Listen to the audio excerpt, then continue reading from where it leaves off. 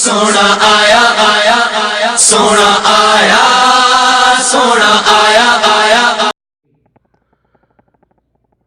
الحمد للہ رب العالمین والصلاة والسلام علی سید المرسلین وعلی آلہ واصحابہ اجمعین، اما بعد فاعوذ باللہ من الشیطان الرجیم، بسم اللہ الرحمن الرحیم۔ لقد من اللہ علی المؤمنین اذ بعث فیہم رسولا من انفسہم یتلو علیہم آیاتہ ویزکیہم ویعلمہم الکتاب والحکمہ وَإِن قَبْلُ لَفِي ضَلَالٍ مُبِينٍ۔ صدق اللہ العظیم۔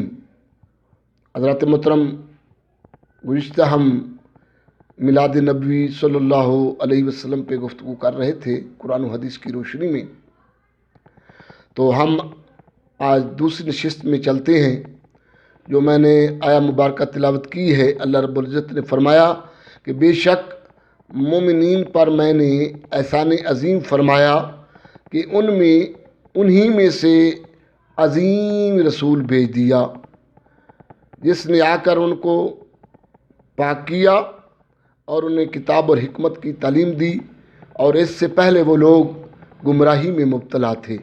اس مقام پہ اللہ رب العزت نے حضور نبی کریم علیہ السلام کی آمد مبارکہ بعثت مبارکہ کا ذکر فرمایا ہے کہ جب اس زمین کے اوپر 360 بتوں کی پوجا کی جا رہی تھی، انسانیت کفر میں مبتلا تھی، غیر خدا کی پوجا ہو رہی تھی، کفر کے اندھیرے کے اندر، اور لوٹ مار، بغاوت، لڑائی جھگڑا اور فساد اور دشمنیوں نے رواج لیا ہوا تھا۔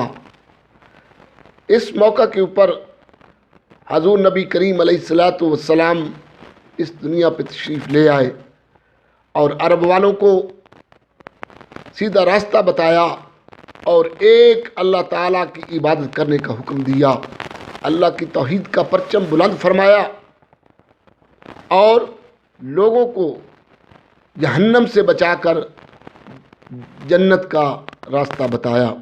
حضور نبی کریم علیہ السلام کی ولادت و شہادت تمام مخلوقات کے لیے ہے۔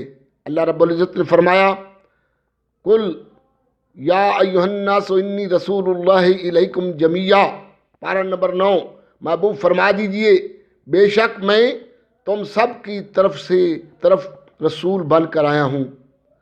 تو معلوم ہوا انی ارسلت الی الخلق کافہ، رواہ مسلم شریف۔ حضور فرماتے ہیں کہ میں تمام کے لیے رسول بن کر آیا ہوں۔ حضور نبی کریم علیہ السلام کی رسالت صرف وقت کے لیے نہیں، زمانے کے لیے نہیں، ایک جگہ کے لیے نہیں، بلکہ تمام جہانوں کے لیے ہے۔ آپ اس جہان کے بھی رسول ہیں، اگلے جہان کے بھی رسول ہیں۔ آپ ہادی برحق ہیں، تمام مخلوقات کے رسول ہیں۔ آپ کے آتے ہوئے وہ کفر کے اندھیرے ختم ہو گئے، وہ غیر خداؤں کی پوجا ہونی بند ہو گئی، نوشیروان کے کنگرے گر گئے، کسریٰ کے کنگرے ٹوٹ گئے، اور جو آتش کدہ فارس تھا 2000 سے جل رہا تھا وہ بجھ گیا، ایک نئی روانگی آ گئی اور اللہ کے دین کا ڈنکا بجنے لگا۔ حضور کی آمد پہ خوشی منانا میں نے بیان کیا تھا کہ اللہ کی سنت ہے۔ جب حضور کی ولادت و شہادت ہوئی تو صحیح بخاری شریف، قرآن پاک کے بعد صحیح بخاری کا درجہ ہے، بخاری شریف کے اندر ہے کتاب و نکاح۔ حضرت عباس بن عبد المطلب فرماتے ہیں، جو راوی ہے اس کے، کہ ابو لہب مر گیا، قبر کے اندر گیا، اور میں نے خواب میں دیکھا، پوچھا سنا قبر کے اندر کیا حال ہے؟ تو اس نے کہا برا حال ہے، ہر روز عذاب ہے، کوئی سکون نہیں۔ آج پتہ چلا ہے اللہ بھی سچا ہے، اللہ کا سچا رسول حضرت محمد مصطفیٰ بھی سچے ہیں۔ ابو لہب نے کہا ایک بات ہے کہ جب سوموار آ جائے، جس دن حضور کا میلاد ہوا، آپ دنیا پہ تشریف لے آئے، تو سوموار والے دن میرے عذاب میں تخفیف ہو جاتی ہے اور میری شہادت کی 2 انگلیاں ان سے مجھے مشروب ملتا ہے، جس سے مجھے سکون ملتا ہے۔ تو فرمایا کافر کی کوئی نیکی قبول نہیں، قرآن و حدیث کی روشنی میں۔